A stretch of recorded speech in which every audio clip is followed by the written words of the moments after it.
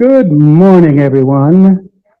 It's great to see you, and it's great to have this opportunity to serve as your platform person. And y'all are looking good, and I know that those who are on Zoom with us and who will be looking at us on YouTube later will enjoy this wonderful summertime service. We're at the weekend of Independence Day, so lots of people are having joyful time taking advantage of sales in all of the stores and picking up fireworks and what have you. Welcome to Unity of Charlotte.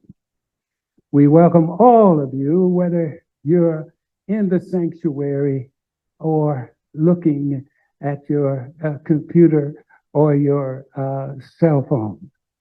My name is Lawrence Tolliver, and I live to serve.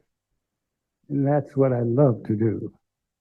Reverends Lisa and Jim are in Kansas City because there's a great convention going on at this time. It's the annual convention of Unity Worldwide Ministries. So I suspect they'll come back with some inspiration to share with us. Unity of Charlotte is the place where we nurture a deep and mature experience of God through the practice of unity principles. And simply put, this means we are here to love, grow, and serve.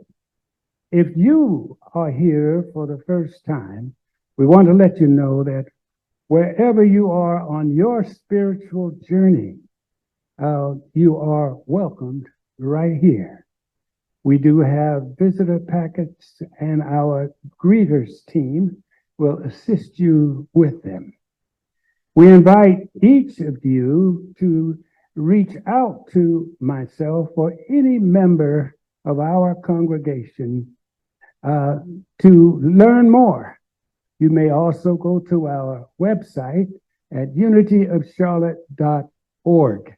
It's filled with the latest information about our spiritual community's journey forward.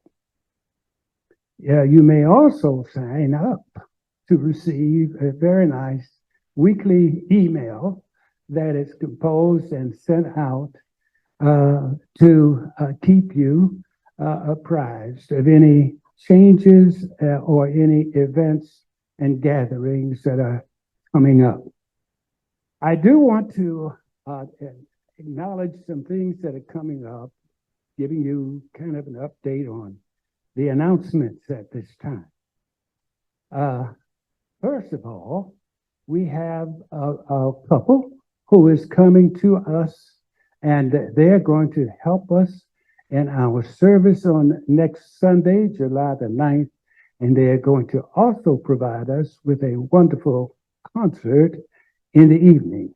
Armand and Angelina will be here. They have served us before at our previous location, and we've always gotten something out of their presence and their presentations. So please be a part of their visit to us Sunday, July the 9th, at both our regular service and at the 6 p.m. Special service right here.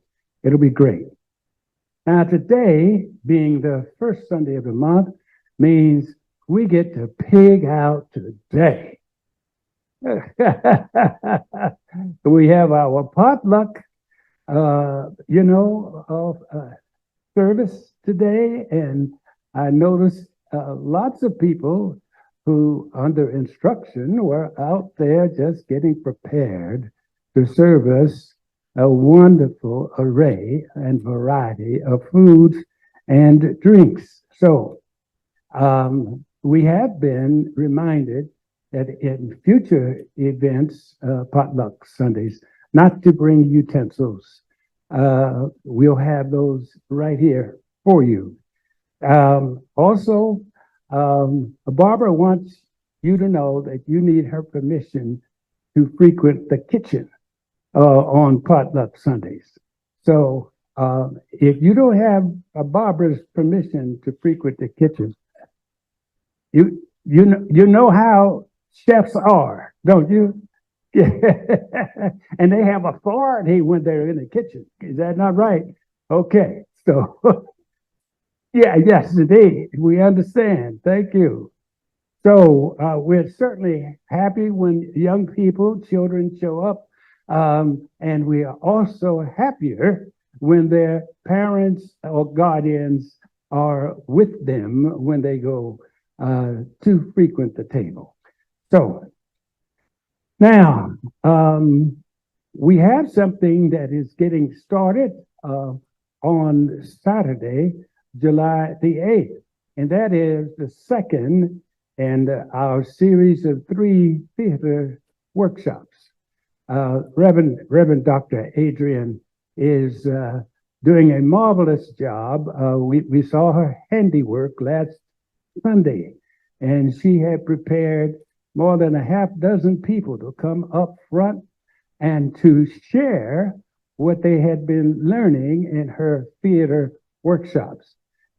We were all enthused by their presentations. They were wonderful and they were funny when they were supposed to be. So everybody can't do that. So instruction required. But if you have a desire to participate in the theater workshops, you need to connect and pre-register. And you will find a way to do that as you exit the sanctuary today. You will also be able to find a way to pre-register for the theater workshops if you go on to our website at unityofcharlotte.org. So please do that, and we certainly hope that you were encouraged and that your courage was raised when you saw those wonderful performances last Sunday. Also, we are going to have a series of workshops for new members and any members. Some people love to be reminded of our spiritual practices. They love to actually practice. So we do have new member workshops that are open. The affirmative prayer workshop takes place Saturday, July the 15th. The new member class takes place Saturday, August the 19th. So again, you may find the registration opportunity right at our website, and you will see a QR code as you exit from the sanctuary this morning. Youth and Family Ministry is fully started and fully staffed. So don't forget to bring grandchildren and other children with you. They don't have to sit here on their hands. They can go and do something with their hands in the classroom.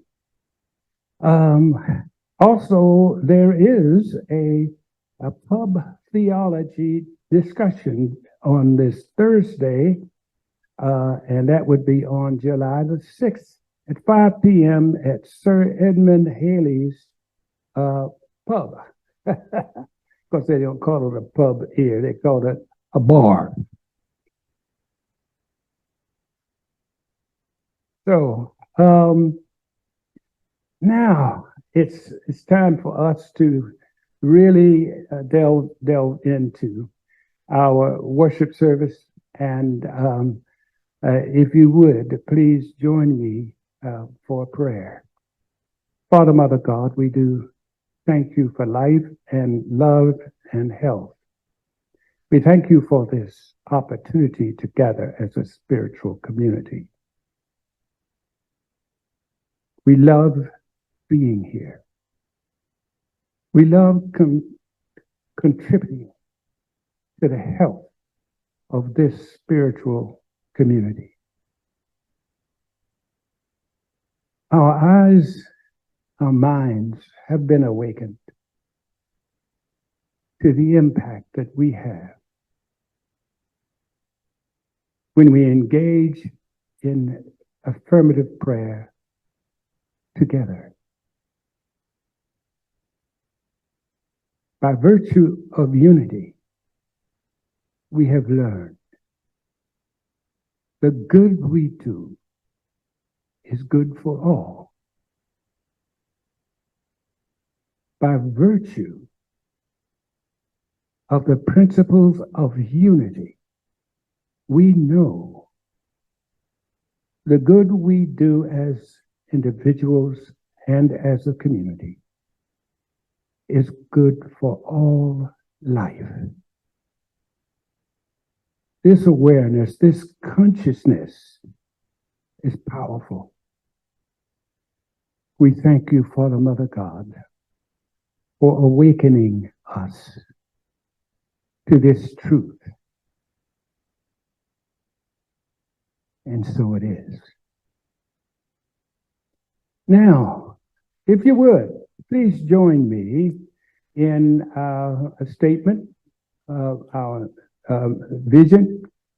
There is one presence and one power in my life and universe. God, the good, omnipotent.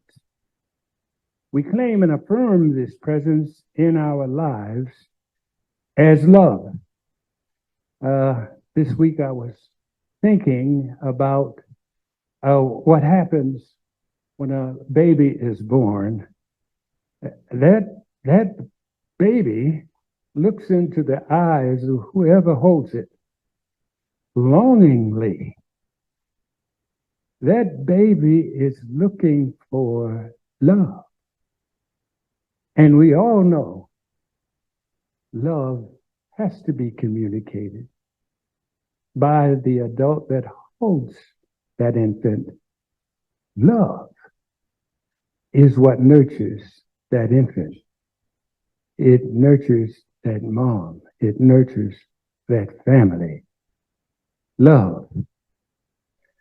Now, for our daily word, I want to share with you, the theme is guidance. So, I seek, trust, and follow my guidance. That is the theme of our daily word for July the 2nd. Please allow me to share it with you. Seeking divine guidance means tuning out information and opinions and turning inward. Then, with an open heart and quiet mind, I can better feel the nudge of my intuition, my inner voice. I receive divine guidance much in the way flowers in a field soak up sunshine. Just as following the sun is innate to the flowers, I have the instinct to trust my inner knowing. Even if my guidance surprises me, I trust it to lead me on the path to my highest good. I follow where I feel called to go. I heed the still small voice within and pay particular attention to the serendipitous circumstances I find along the way. I seek, trust, and follow my guidance. As I do, I deepen my relationship with God, knowing wherever I go, I do not travel alone. Isaiah 58:11 says, "The Lord will guide you continually." Continually. while you are in that meditative state, please recall the name of any person in your life who has a need for prayer and affirm for them.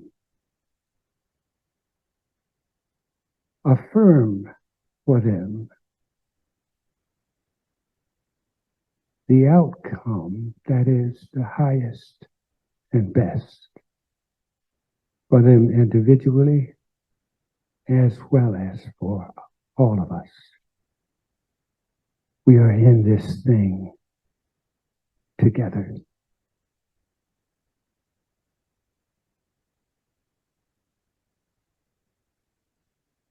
Father, Mother God, we affirm the highest and best for every person who has come to our collective consciousness, knowing all power rests in your hands. Thank you. Yeah, so I wanted us to get that thought in our mind: free, unlimited, no chains, nothing holding us back. And then I want you just to breathe into that. Just take a few nice long breaths and breathe into that. If you feel comfortable, just let your eyes softly close or your gaze drift gently downward, unfocused. Free and unlimited. Free and unlimited.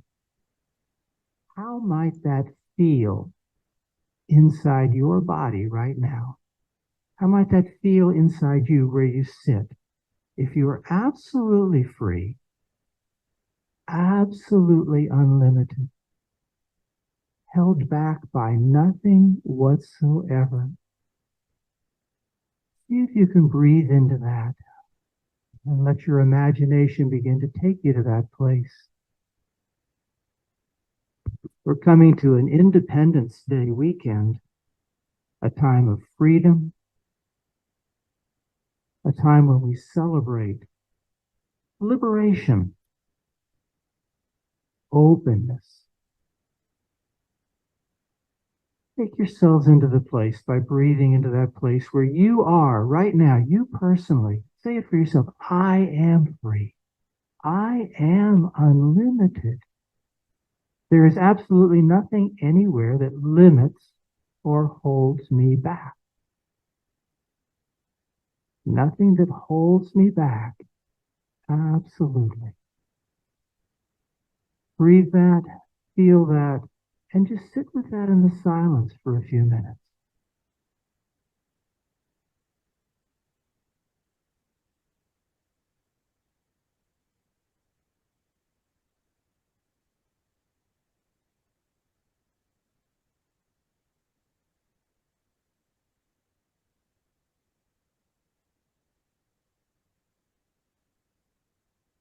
Free and unlimited.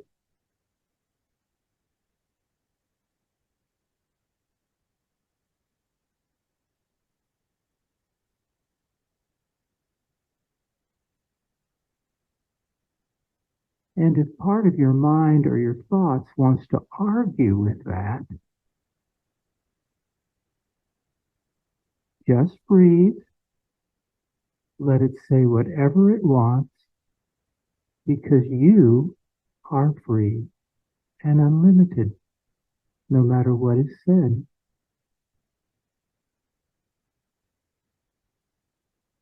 Breathe.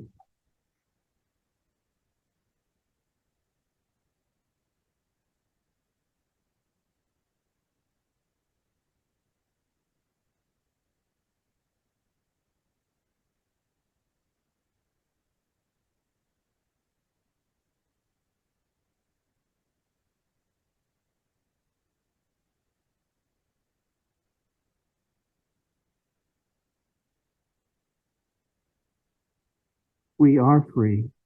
We are unlimited.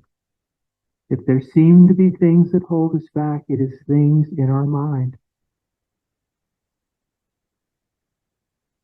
who and what we are cannot be limited. Who and what you are, who and what we are collectively cannot be limited. It transcends all apparent limitation.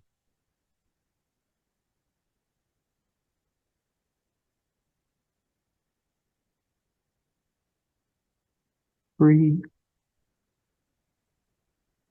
unlimited, right now.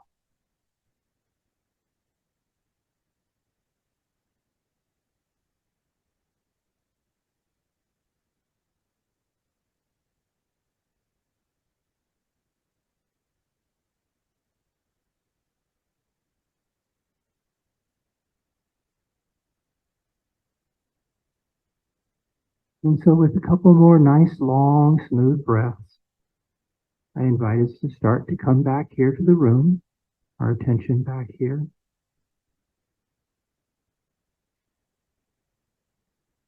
Feel the chair beneath you.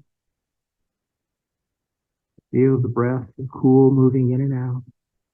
When you're ready, just open your eyes gently.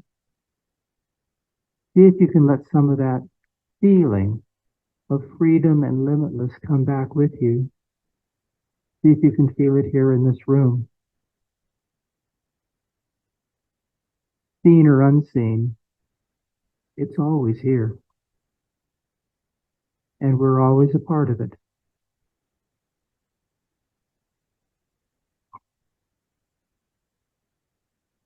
Welcome gently back.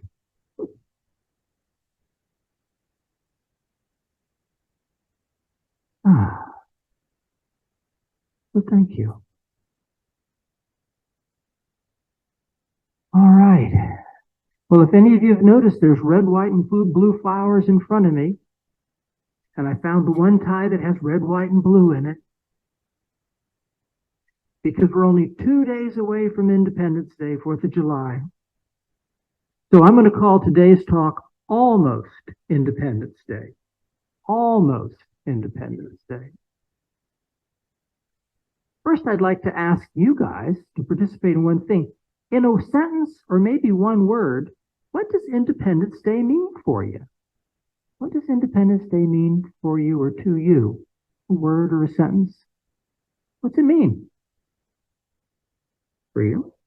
Holiday? America? Celebration? Self-rule. That's a good one. I like that.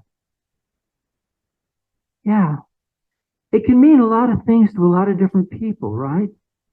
I mean, because these are ideas, these are mental images in our minds. And I want to explore some of the mental images we have in our minds about independence, self-rule. I like that. Freedom. You know? People often mention freedom. And of course, why do we want freedom? Why do we want those things? Well, I think it's because we believe those things will make us happy. And let's face it, what does everybody want? Everybody wants to be happy, or at least a little happier than they are right now, right? Even if you can't get all the way to happy. You want to be a little happier. And so from our present perspective, from our present frame of mind, we try to find things that will make us, that we believe will make us happier. That's often an interesting thing to deal with. How do we get happy? Well, thinking about Independence Day and the founding of our country and all that, I went back to thinking about some of the first people that came to our country who were trying to find a sense of freedom and independence. And interestingly enough, I went digging through family history. My name is James Record Fuller. The Records and the Fullers, unfortunately, were here way on early. And interestingly enough, were part of the Pilgrim, or let's face it, Puritan group that came here. So they could have total freedom of religion, which if you looked at their religion was anything but free. I'm tempted to I'll call them fanatics as opposed to extremists, but judgmental, pessimistic. And if you spoke to them about happiness, That would be highly suspect. Highly suspect. It's funny, many years, my grandfather used to talk about the family being part of first families. Many years ago, I took my kids to Plymouth Plantation and up to see the Mayflower in Massachusetts. It's a beautiful Disney version of the Puritans. And then I started reading some more about them and their history, and it's sort of like, well, I'm glad to have some distance between me and them, a little bit of distance there. It's interesting. But then what I realized and what I remembered, and actually what I learned back then, was we are not our histories. We're not our family's histories. We're not our own personal history as we imagine it and remember it. You're not who you were last month, much less a decade ago or two or generations ago. That's not who and what we are. That's not who and what we are at all. If we want to find freedom, if we want to find happiness, where do we find it? Yeah, inside and here and now. And here and now. Can't find it anywhere else, nowhere else to be found. So, back to almost Independence Day, right? We are an independent nation. In the 1700s, we fought a revolutionary war funded by the Dutch, armed by the French, and we defeated the British, and we became an independent country. Isn't that great? So now we don't have to speak that English language anymore. We don't have to have some of the laws and customs which we imported directly from Britain, right? And who was our biggest trading partners in post-revolutionary America? It was the British. I mean, we were officially independent, but we were basically almost independent. And that's kind of how things move. Move to present time. Are we currently an independent nation? I'd love to believe so. I would absolutely love to believe it. But are there still people and groups we depend upon? Our Canadian friends, our allies, right? Our European allies, our Saudi allies that we trade with. What about our very interesting trading partners like China and Russia? How about China and Russia? Look at your stuff. Where's it made? Oh, we're independent. Absolutely. And Russia, it's interesting. Right now, we have all kinds of sanctions against Russia because basically we're fighting a little proxy war with them, right? But last week, I'm reading in the New York Times, and the headline of the article is, the U.S. is paying billions to Russia's nuclear agency. That got my attention. The U.S. is paying billions to Russia's nuclear agency. The first sentence of the article says, nuclear power companies rely on cheap, enriched uranium made in Russia. It apparently is the primary source worldwide for that. So, we may have sanctions, we may have an ongoing proxy war, but we still find ourselves needing to cooperate with the other countries and people on this tiny little planet. Isn't that an interesting thought? Are we really independent from one another? Much less independent from our source, right? I mean, we like to think, I can do anything I want. But anyway, I've often joked that, we have a national anthem, lovely national anthem, but there's also a planetary anthem. The Earth, did you know the Earth had an anthem? Frank Sinatra used to sing it all the time and very beautifully. I did it my way. That is the national anthem for this planet. Look around, you will notice it. And that's part of where we get caught, right? Because we get caught believing that we do it our way, when in truth, we're all very interdependent. So that is a interesting situation, dichotomy to deal with. Yes, Independence Day is wonderful, But I actually think that another holiday that should be celebrated is Interdependence Day. I've often said that around the holidays.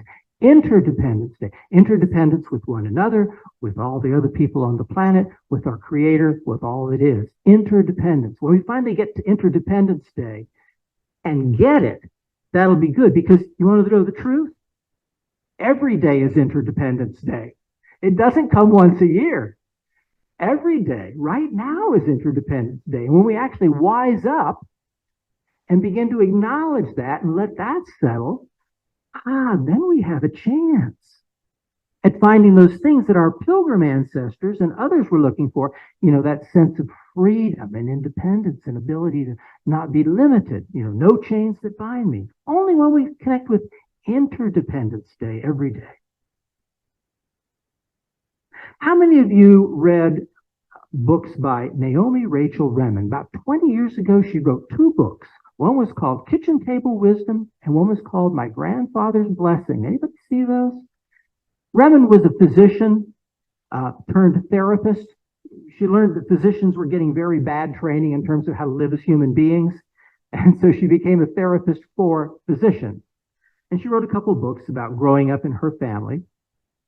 One of the stories she tells, they're good books, Kitchen Table Wisdom, My Grandfather's Blessing. They both have great stories. One of the stories she tells about her growing up as a small child was her family's tradition of keeping a jigsaw puzzle going on the coffee table in the living room. There was always one on the coffee table in front. Everybody kind of worked on it till it got put together, and then they'd bring out another one.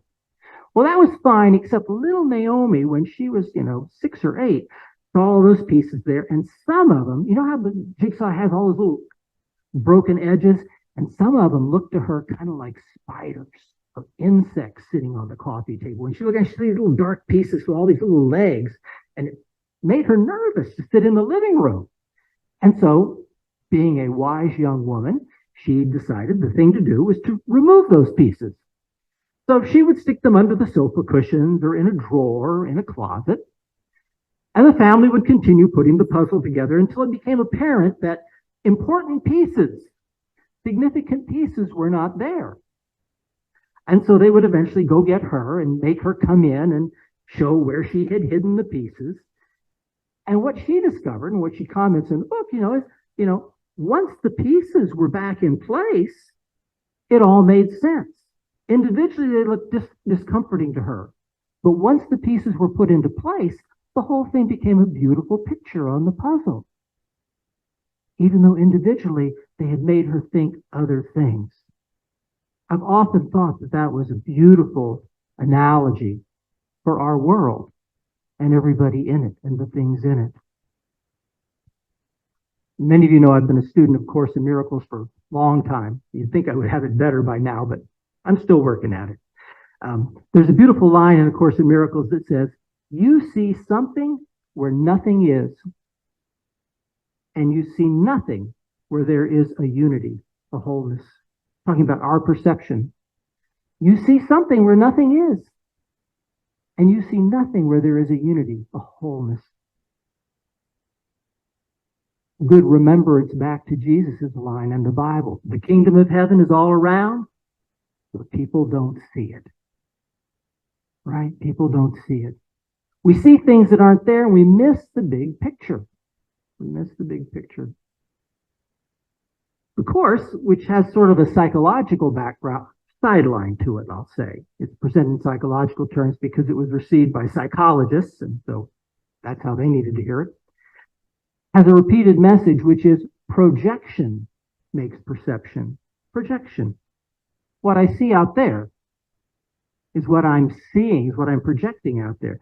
Based on the psychological principle that if I'm uncomfortable with something, Naomi was uncomfortable with seeing the little pieces on the coffee table. If I'm uncomfortable with something in my mind, some thought, some piece of past, I want to get it out of there.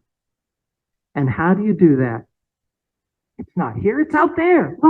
Look, I see it out there. I see it out there. Now it's not a problem to me. Oh, except I see it everywhere I look. Projection makes up our perception. Some people say it makes up a lot. The Course says it makes it all. And we then try to deal with what we're seeing out there rather than the source that's going on. Now, to me, with the social work background, this all sounds a lot like a mental health issue. Does this sound a bit like a mental health issue to you? You know, people who suffer from mental illness suffer because they look out there and they see things that aren't there or see things the way they are not, and it freaks them out, right? And they can't tell what's real. They can't tell what's spiders and what's puzzle pieces, right? And they become anxious or immobilized or whatever. A truly difficult way to go through life. I actually got a little introduction to mental illness. Oh, it's got to have been 25 years ago now. In the grocery store. I was shopping one day. I'd been doing spiritual work for quite a number of years. I'll say that before to preface this. I've been doing spiritual work for quite a number of years. And I shopped at my local grocery store. And one day I went in and I was pushing my cart through the produce department. I'm the shopper. And getting what I needed. And I saw a gentleman that I'd seen in the store 2 or 3 other times before. Person obviously dealing with quite active mental illness. And he was over in the produce department trying to decide which potato to buy. And that was obviously very hard for him. I know it was hard because I finished my little shopping trip, got in line at the checkout counter, happened to glance over toward the produce department, and there he was. Still trying to figure out what he needed to buy or which he needed to buy. And I don't know what the thought was that went through my head. It wasn't, I love you and bless you and have a good day. I think it was a little more, diagnostic. That's a polite word for judgmental. Anyway, I had the most amazing experience for about 2 or 3 minutes. The experience was one of incredible anxiety, incredible disorientation. Interesting thing was, I was also extremely peaceful at that time. I'm not sure. I think it's because I was being shown something. I basically understood, the way I understand it, I was getting shown what was going on inside that gentleman's head. I got to experience for 2 or 3 minutes. I must have looked pretty strange going through the checkout line, okay? Because I'm holding on to the handle of my shopping cart and I'm buying my groceries and all this stuff is going on in my head. I knew I was okay, but whoa. I got out and got to my car and got centered, fine. But it gave me tremendous compassion for people who are struggling with confusion and projection and misperception, right? Disorientation. It also gave me a great awareness of the mind's ability to confuse itself, the human minds, right? And the fact that I've read minds are connected. Well, I've experienced it in some ways. That day, I really got to experience minds are connected. Mine and my friend, bless him, in the produce department. May he be well. So there's as I like to say in my current theology, there's a whole lot more going on here than we have any idea about. The other thing is I believe it's friendly. Well, we get to see things like that and understand. On a positive note, Course in Miracles that I study promises that anytime we heal anything in ourselves, a fear, an unforgiveness, a trauma, anytime we heal something within ourselves, it blesses everybody else around us. And anytime anybody else heals something around in their minds, in their hearts, it blesses me. Because we are all connected. And that clearing out lessens the fog of confusion that we all float around in on this planet. Think about it. Minds are connected. The less confusion, the clearer where the rest of us are. So do your work. I need the help. All right? Do your work. I need the help. None of us like having to deal with difficulties or problems or struggles or discomforts. But, if we didn't see those, if we didn't experience those things, because all that, I basically take all that as feedback.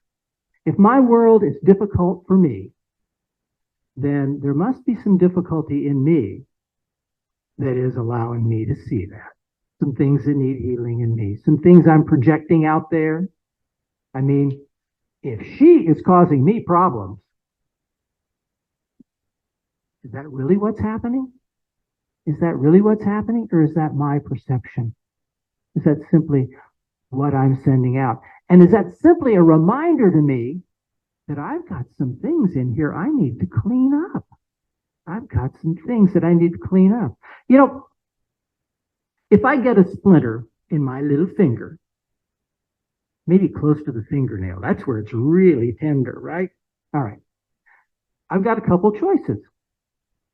I can get that sucker out as fast as I can, at which point my finger will start feeling better. My hand will start feeling better.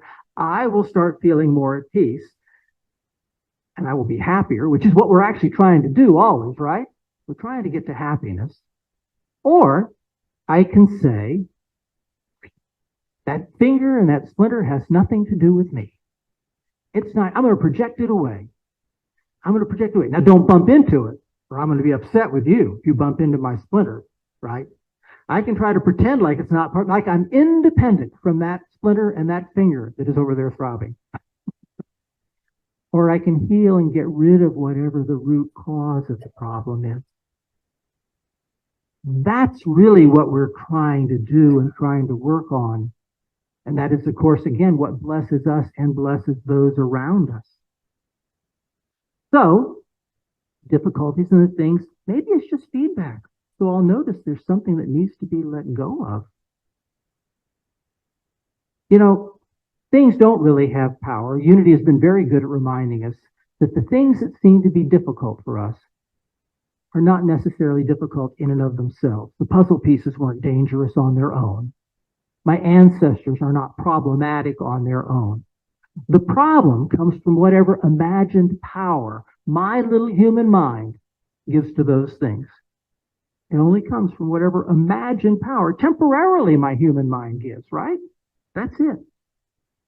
And that's why Jesus is saying, you know, the kingdom of heaven, hey guys, it's all around you. Look around. People aren't seeing it. People are missing what's there. So what if this whole creation, this whole planet, this whole thing we're living in isn't as we've been seeing it? Which is what every mystic basically says. What if it isn't as we've been seeing? What if there's something absolutely beautiful to see, beautiful to experience? And what if that creative source of all of us, God, if you will, whatever you want to call it, you can call it Frank, doesn't care. You know, what if that source wants us to notice it more, to see it, to experience it, and maybe even is helping us by helping us notice things like our judgments and our thoughts? What if it wants us to experience that? Well, I know some of you have been working on spiritual studies and meditation and trying to take it a little deeper inside for a number of years.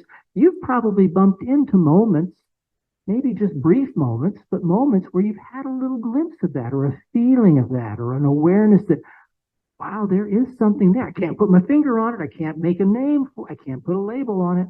I couldn't write down a description, but it's there. And those moments stick with us and remind us to look more. The question, of course, is, am I going to be willing to set aside my beliefs and fears and all the stuff in my head long enough to let a little more of that come in and to let it begin to lead me? I titled today's talk, started to say this morning's talk today, it's a Sunday morning. And isn't it nice to be able to read the paper and have coffee and then come over here? We have a whole, we may be starting a new thing for all churches. We may be the leader. I titled today's talk, Almost Independence Day. Almost independent. Almost. Because I think that's how we live. Almost independent, almost free, almost happy. And of course, we all want to get all the way over there, all the way to happy, all the way to feeling really free. no matter where we end up. But of course, there's that famous quote from Albert Einstein: you cannot solve a problem from the same level of thinking that created the problem. You cannot solve a problem from the same level of thinking that created the problem. Human intellect, human cleverness is not going to release us from the problems that centuries and lifetimes of human intellect and human thinking have built. You know, you just can't get there. No amount of cleverness and clever thinking is going to do it. If you notice, if you read, I've been reading some history recently. History is interesting, sometimes depressing, because basically it's the same thing over and over and over, dressed up with different costumes. Maybe more people or less people, but human cleverness has not yet solved the human dilemma. Yeah. Now, if one of you guys can, that's great. But one of the things we tend to suggest is stepping back from our reliance on thinking and learning and figuring stuff out, stepping back from that long enough to allow an inner wisdom, a greater wisdom, a deeper wisdom to surface. Something that can show us what the next step is for us. Not for you, but for me. What's my next step? What can I see next that will move me forward into that greater experience? So can we step back and let God, what we would call higher thoughts or God thoughts, come through? Because those literally clear out old thoughts. Some of you may have had experiences where something pops in and it's like, I never thought of that, and you are free of a thought. I've actually had healings around that. People like to tell us that, independence and freedom, personal independence, national freedom is going to bring us happiness. Well, hasn't yet. But I got a little wordplay to leave you with as I finish up today. I talked about independence a little bit. I talked about interdependence. Remember interdependence? Well, there's one last word I'm going to leave you with, and it's a word that you way to read the word independence. Independence can be read as independence. Independence. Dependence on a wisdom within. Something that isn't learned, isn't taught, can't be reasoned out, yet is present with each one of us and in every situation. Of course, the practice is simply, as we all know, to go inside, trust that we will find something in there, something that isn't thinky based, something that's not thinky based, but yet is present, that we can feel, and then to trust that. There's always that something within to guide us and help us find real freedom, a real happiness. And not just for me alone or our little group alone or one little family or one little person, but happiness for the whole crew. Happiness for the whole crew of this little planet. How about that? Happiness for the whole crew of this planet. We can't figure it out. I don't care how smart you are. Sorry, no offense. We're not going to figure it out, but it is present. And if we, as more of us work in that direction, we allow that to come forward, not just for ourselves, but for everybody. So I made a little affirmation for us to use. Thank you, Professor. Yes. With God as my source, freedom and happiness are assured. You want to say that with me together? With God as my source, freedom and happiness are assured. That's pretty good. Let's say that one more time together. With God as my source, freedom and happiness are assured. Close your eyes and let that settle in for just a moment, brief moment. With God as my source, with God as my source, freedom and happiness are assured. Not in the future, right now. Thank you, God. So it is. So, happy almost Independence Day. Now let's move on and get the rest of the way there, huh? I'd like to invite Brother Tolliver back up here to conclude our service.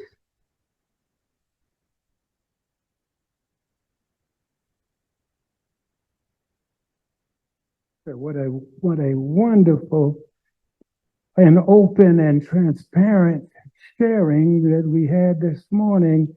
Let Reverend Jim know just how much we appreciate your message this morning.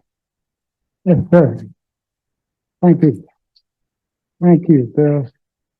It reminded me of something I spontaneously said in my introduction to you. The good you shared by virtue of unity is good for all life. Thank you so much. All right, I believe it's time for us to move into our sharing this morning. We know that as we give, so do we receive. It's through your generous giving that Unity of Charlotte continues to be a light in this community. So, do we have our statement up? We do. So, join me in our offertory of blessing. Joyously I give this gift, knowing the divine presence blesses and multiplies all that I am, all that I give, and all that I receive. Thank you, God. The light of God surrounds us. The love of God enfolds us. The power of God protects us. And the presence of God watches over us. Wherever we are, God is. And all is well.